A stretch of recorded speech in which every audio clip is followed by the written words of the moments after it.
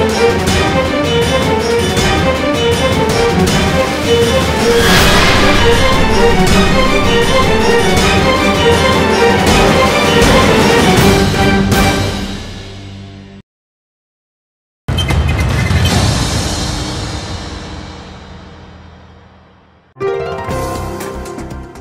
rencana penerapan sertifikat tanah elektronik, Komisi 2 DPR RI menilai hal ini perlu dikaji ulang. Komisi 10 DPR RI mendorong sektor pendidikan menjadi perhatian utama dan pertimbangan pemerintah dalam upaya penanganan pandemi COVID-19. Badan Kerjasama Antar Parlemen DPR RI mengadakan acara sosialisasi diplomasi parlemen BKSAPD dengan tema Diplomasi Parlemen sebagai Diplomasi Total Indonesia.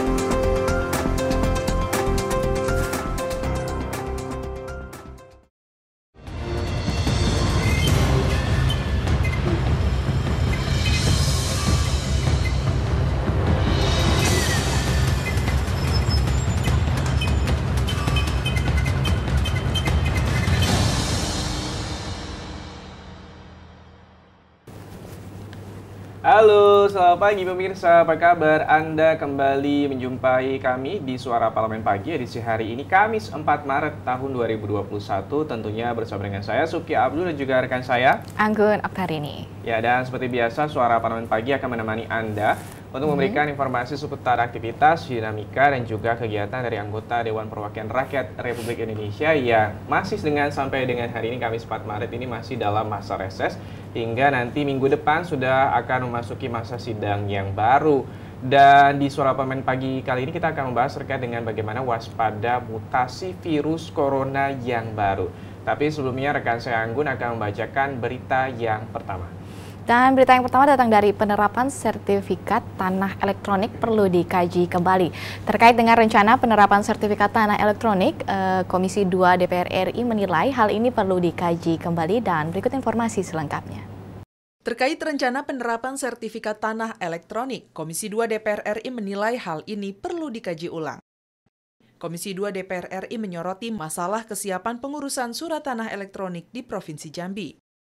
Wakil Ketua Komisi 2 DPR RI sekaligus Ketua Tim Kunjungan Kerja Syamsur Rizal mengatakan, rencana penerbitan surat tanah elektronik ini perlu dikaji ulang, mengingat hal ini akan berdampak luas terhadap masyarakat.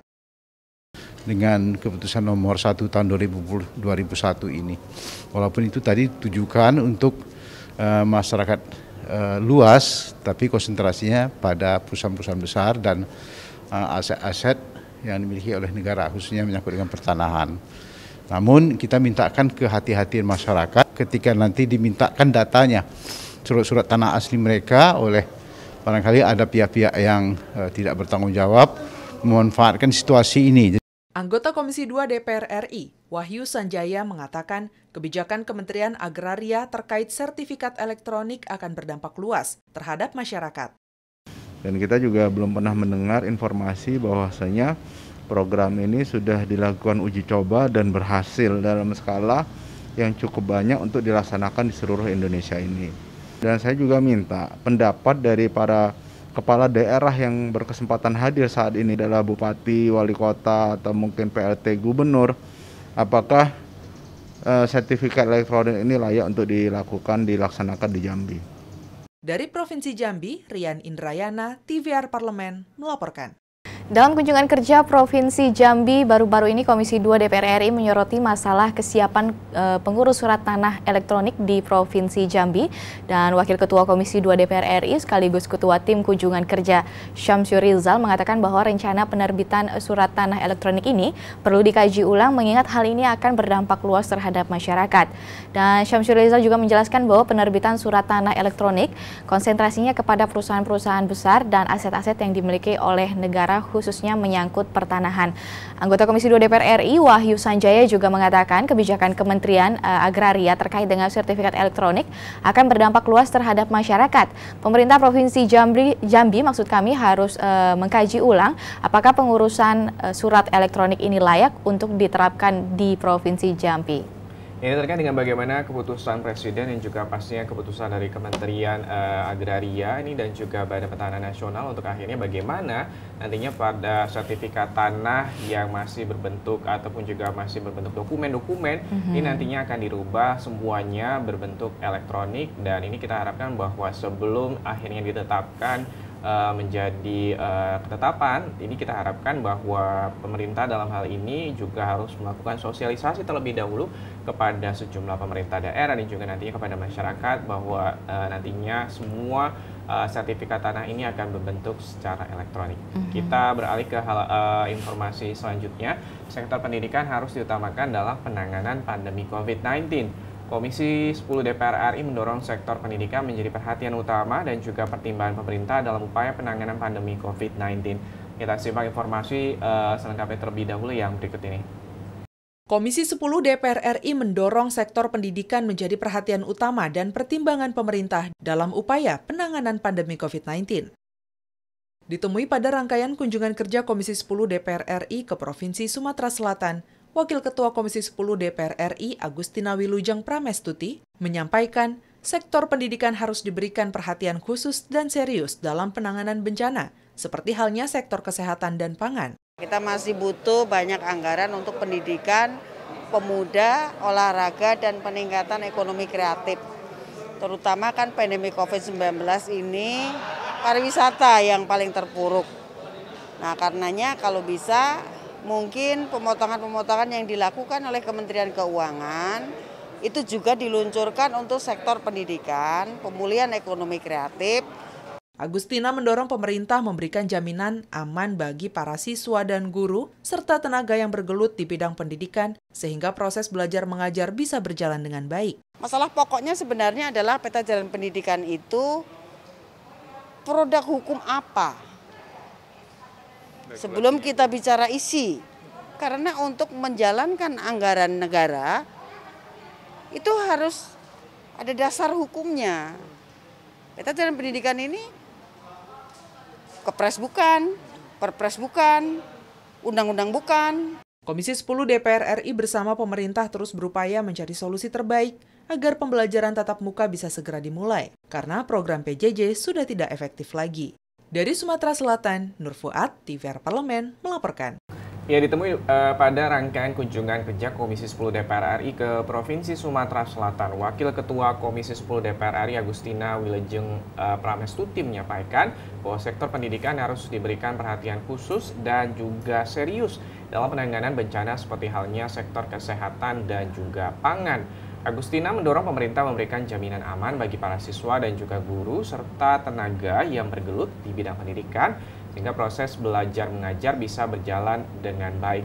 Agustina juga mengungkapkan Komisi 10 DPR RI telah membahas masalah tersebut dalam panja peta jalan pendidikan agar pendidikan bisa menjadi perhatian utama di tengah masa pandemi COVID-19. Ini rencananya nih Gun, nanti para siswa adik-adik ini akan memulai aktivitas belajar secara tatap muka di bulan Juli 2021 setelah semua guru dosen ini nantinya akan dilakukan vaksinasi.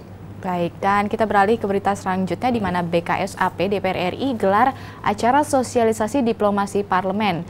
Dan Badan Kerjasama Antar Parlemen atau BKSAP DPR RI mengadakan acara sosialisasi tersebut diplomasi parlemen atau BKSAP Day dengan tema diplomasi parlemen sebagai dari diplomasi total Indonesia. Dan berikut informasi selengkapnya.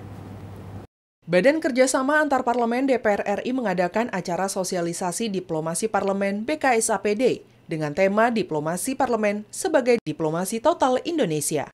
Acara yang digelar Badan Kerjasama Antar Parlemen DPR RI ini melibatkan mahasiswa-mahasiswa dari Universitas Gunadarma dan Bina Sarana Informatika Depok, Jawa Barat.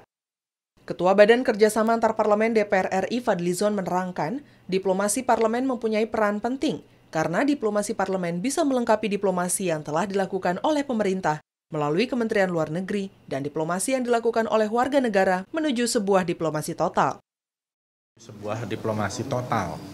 Diplomasi total ini penting karena kita harus mengedepankan kepentingan nasional yang menguntungkan bagi kepentingan nasional Republik Indonesia. Nah, ini yang kita lakukan dan terutama networking dengan perguruan tinggi, dengan pemerintah daerah itu sangat penting, sehingga Fadlizon juga menyayangkan pertemuan antar parlemen dunia di era pandemi COVID-19 mengalami hambatan sejak Maret 2020.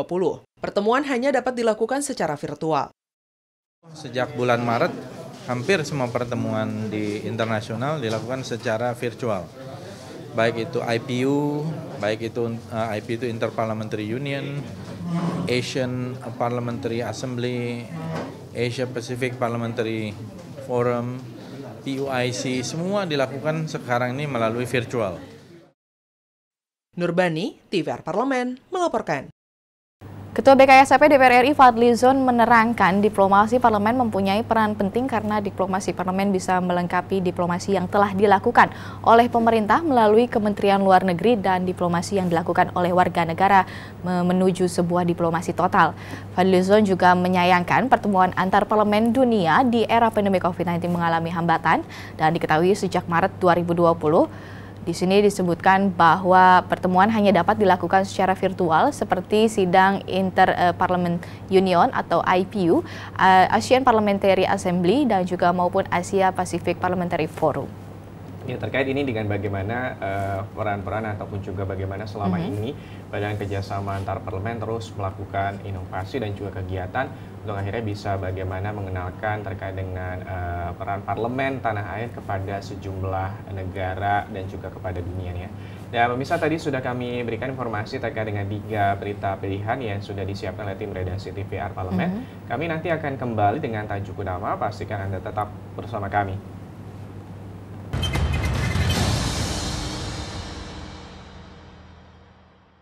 Virus corona menjadi perbincangan dunia. Beberapa negara sudah terjangkit. Ribuan orang di Indonesia terkena virus ini. Kita perlu antisipasi dengan melakukan hal berikut. Cuci tangan dengan sabun dan antiseptik. Gunakan masker atau penutup mulut saat bersin dan batuk. Masak telur dan daging hingga matang. Hindari kontak dengan hewan. Tidak saling berjabat tangan. Tidak berinteraksi dengan penderita. Jika memiliki demam tinggi, batuk, pilek, gangguan pernafasan, sakit tenggorokan, dan letih lesu, segera periksakan ke dokter. Waspada virus corona, cegah penyakit sejak dini. Dipersembahkan oleh TVR Parlemen, Biro Pemberitaan Parlemen, Sekjen dan BK DPR RI.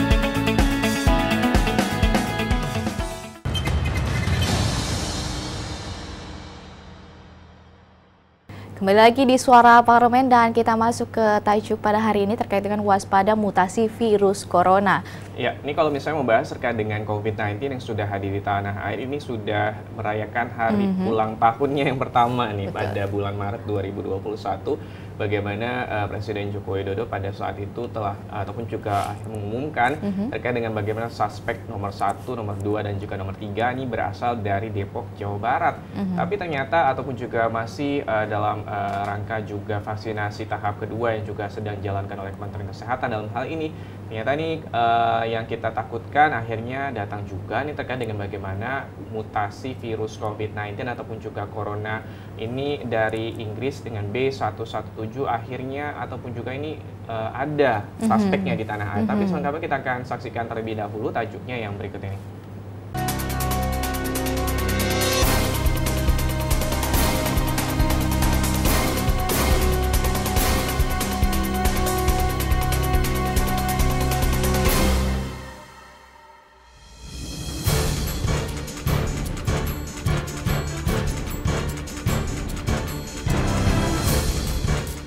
Waspada mutasi virus corona.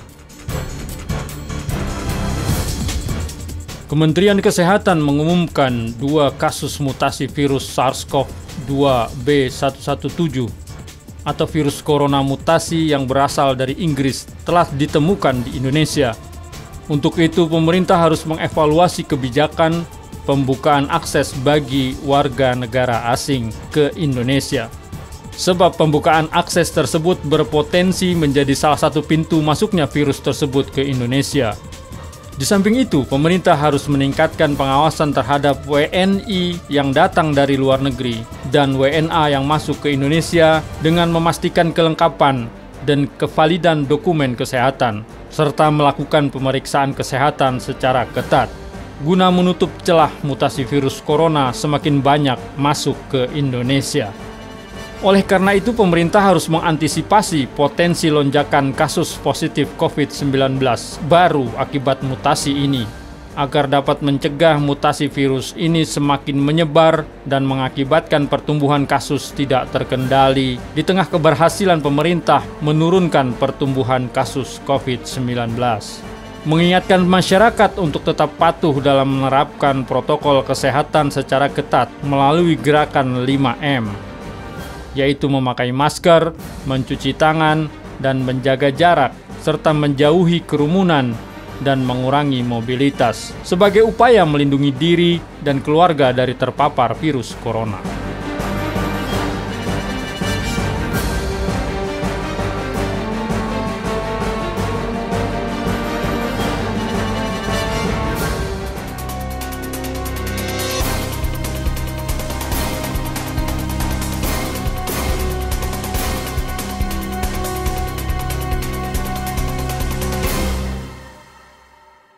Kementerian Kesehatan atau Kemenkes mengkonfirmasi varian baru virus corona yang pertama kali ditemukan di Inggris berkode B117 telah masuk ke Indonesia.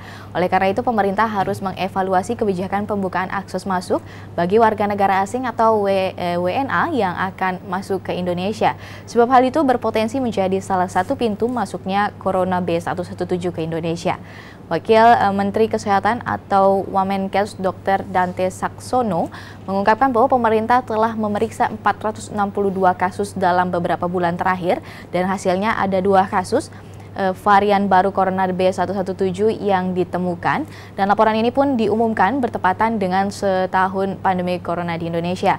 Dan menurut Dante, masuknya mutasi virus corona ini akan membuat penanganan pandemi COVID-19 semakin sulit, karena dengan mutasi baru yang muncul di Indonesia ini, penting bagi kita untuk memahami bagaimana gejala corona B117 yang berbeda dari virus aslinya. Varian corona B117 ini sebelumnya sudah menyebar di setidaknya 60 negara. Berdasarkan catatan Organisasi Kesehatan Dunia atau WHO, varian corona B117 yang diyakini 70% lebih menular juga sudah merebak di Singapura dan India. Waduh, ini yang patut dikhawatirkan terkait dengan bagaimana akhirnya virus COVID-19 atau juga corona varian baru B117 yang asal-muasalnya dari Inggris ternyata sudah ada 2 suspek yang ada di tanah air. Kita harapkan dari 462 yang diperiksa oleh Kementerian Kesehatan dalam hal ini terkait dengan Satgas Penanganan COVID-19. Kita harapkan sekali lagi bahwa sebenarnya ini ada terkait dengan bagaimana juga mungkin Indonesia berharap adanya pemasukan dari warga negara asing ataupun juga turis asing dan juga wisatawan mancanegara. Namun juga yang harus dikhawatirkan terkait dengan bagaimana mungkin nantinya para wisatawan dari luar negeri ini nanti malah membawa virus COVID-19 varian baru tersebut. Dan kita masih akan membahas terkait dengan tajuk terkait dengan bagaimana varian baru dari corona. Pastikan Anda tetap bersama kami.